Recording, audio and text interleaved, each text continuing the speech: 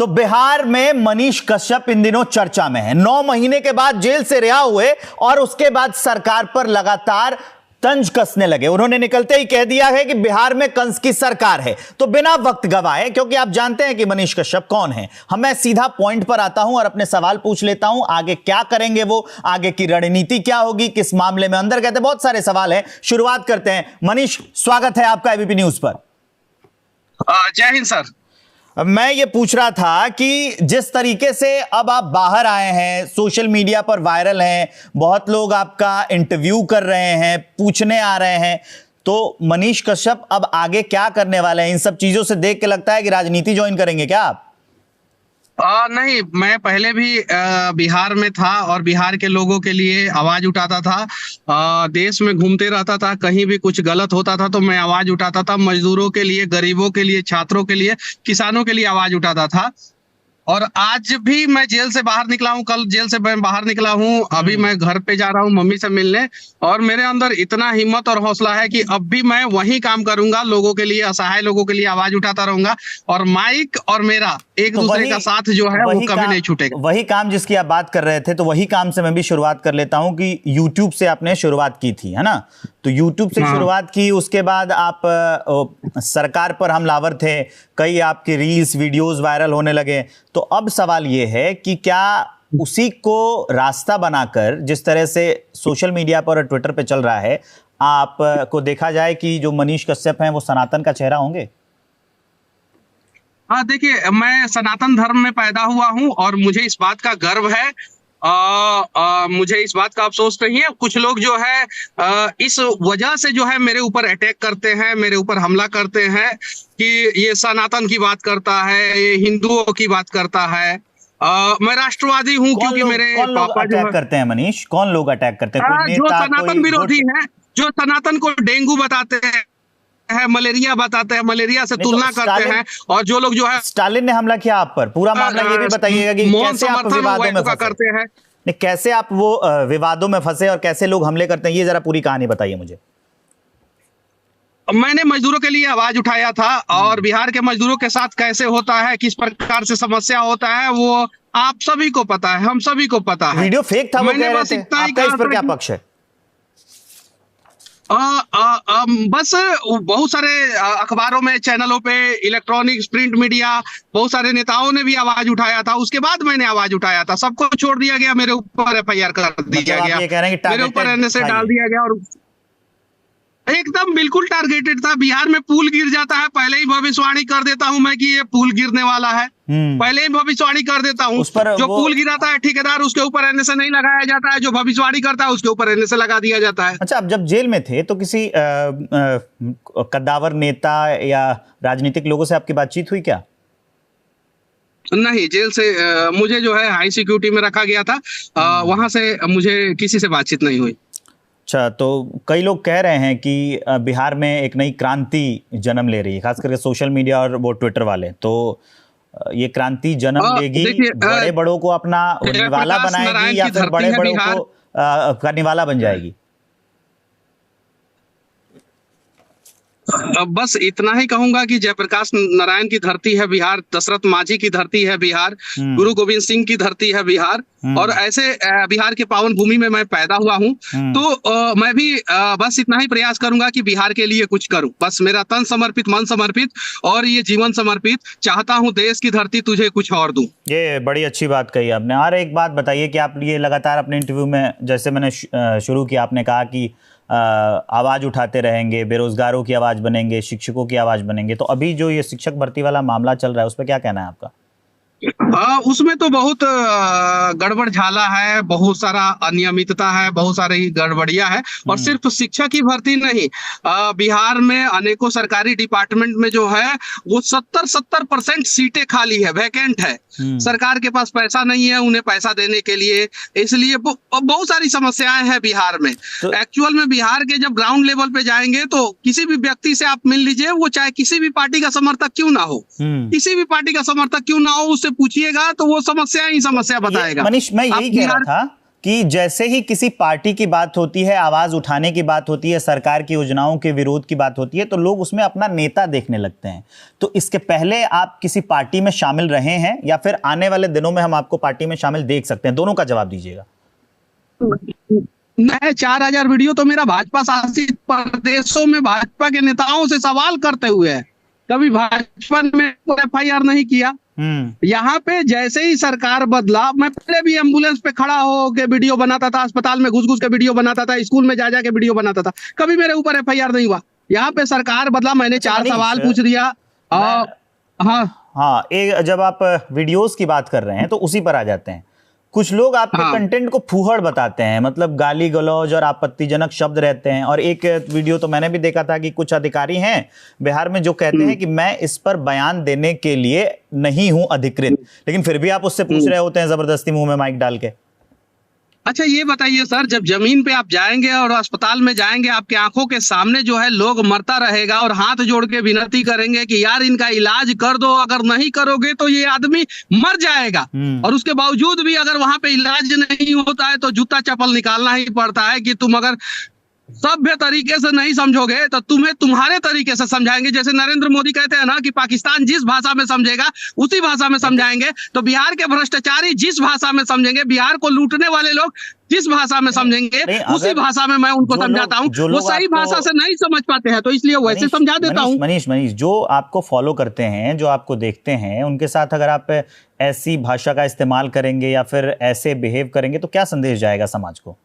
आप जरा बताइए कि मोदी जी को जो फॉलो करते हैं, मोदी जी को जो देखते हैं, वो क्या सोचते हैं मोदी जी के बारे में? मोदी जी पाकिस्तान के बारे में क्या सोचते हैं, कैसे समझाते हैं पाकिस्तान को? तो पाकिस्तान जिस भाषा में समझता है उस भाषा में।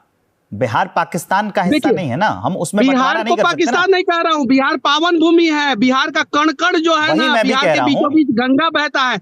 लेकिन बिहार में कुछ लोग जो है, जो बिहार को दिमक की तरह चाट के खोखला कर रहे हैं, उन भ्रष्टाचारियों का तुलना कर रहा हूँ, और उन्हें सुधारने के लिए जिस भाषा में समझेंगे उसी भाषा में मैं उन लोगों को समझाऊंगा। अच्छा, आपके विवाद की शुरुआत कहाँ से हुई थी, आप जरा एक बार फिर से बता देंगे, क्योंकि आप 9 महीने बाद जेल से लौटे हैं। मैंने मजदूरों के लिए आवाज उठाया था, उसके पहले अमर उजाला में, दैनिक भास्कर में और अनेकों अखबारों में छपा था, हिंदुस्तान अखबार में भी छपा था, जी न्यूज, न्यूज 18 इंडिया पे भी वो खबर चल रहा था। बिहार के बहुत सारे मतलब कि नेता उस खबर को जो है फेसबुक पे पोस्ट कर दिए थे। विधानसभा में 2 मार्च को हंगामा हुआ। 1 मार्च को बिहार के जो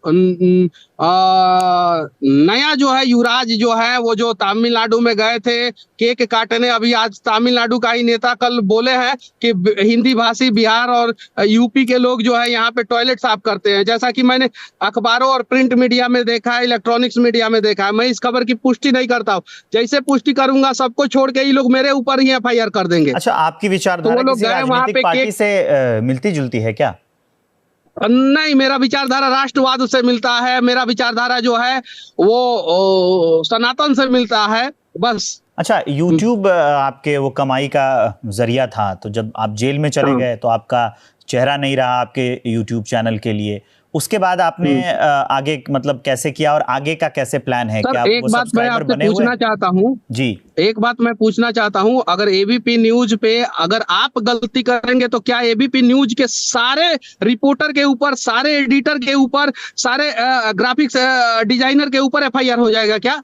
मेरे टीम में जितने लोग काम करते थे उन सभी के ऊपर FIR हुआ, सभी के ऊपर। एक आदमी चुन के?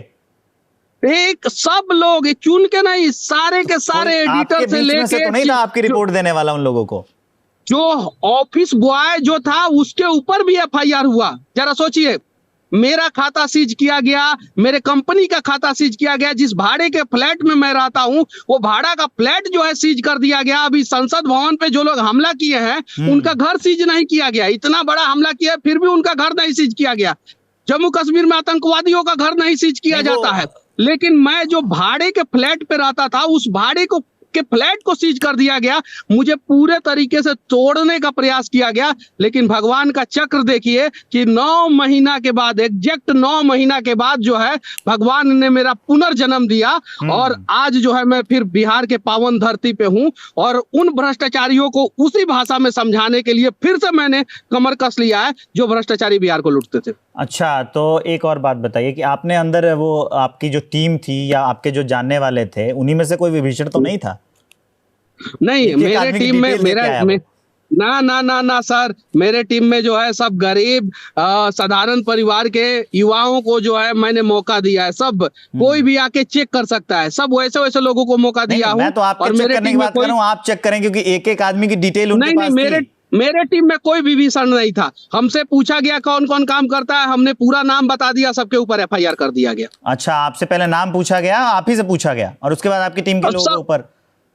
हाँ, कि कौन काम, हमने गलत किया ही नहीं था, हम झूठ क्यों बोलेंगे, सबका नाम बताया, सबके ऊपर FIR कर दिया गया। अब बताइए ऑफिस बॉय जो है उसने क्या गलती कर दिया? तो 9 महीने जेल का जीवन कैसा रहा? 9 महीना जेल का जीवन कैसा रहेगा सर? मुझे जो है यहाँ से जो है 2200 किलोमीटर दूर जो है चेन्नई से 450 किलोमीटर दूर मदुरई में डाल दिया गया सर। जो हम लोग काला पानी की सजा जो है हम लोग इतिहास के किताबों में पढ़े हैं, वो काला पानी का सजा मैं काट के आया हूं सर। मैं जो काटा हूं ना 9 महीना, कोई 9 दिन नहीं काट सकता है, लेकिन मैं सिर्फ और सिर्फ वहां से निकला हूं मैं अपनी माँ के आशीर्वाद के वजह से, बिहार के लोगों के प्यार के वजह से। नहीं तो जो है इन लोगों ने पूरा प्लानिंग किया था कि अब मनीष कश्यप को खत्म कर दिया जाए, यहीं से इसको दबा दिया जाए, कुचल दिया जाए।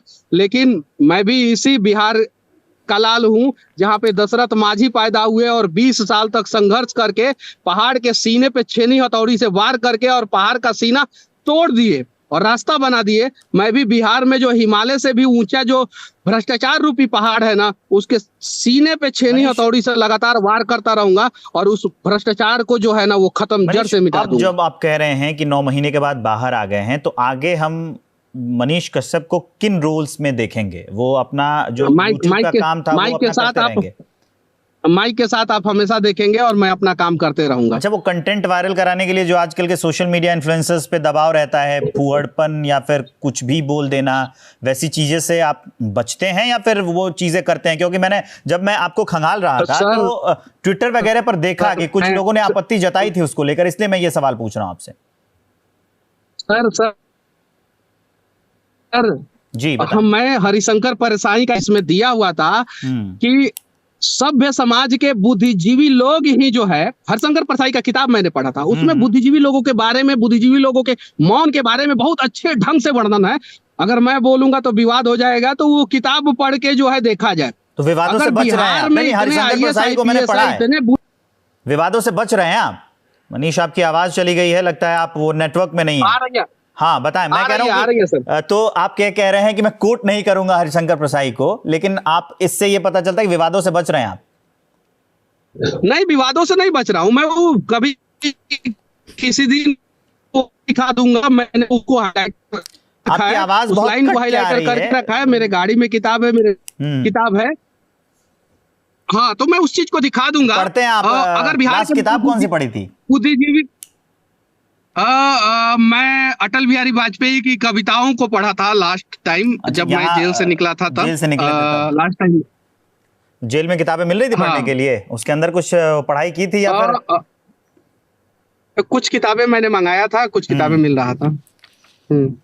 ठीक है मनीष, बहुत बहुत शुक्रिया हमसे बातचीत करने के लिए। तो ये हैं मनीष कश्यप और मैं हूं विवेक श्रीवास्तव।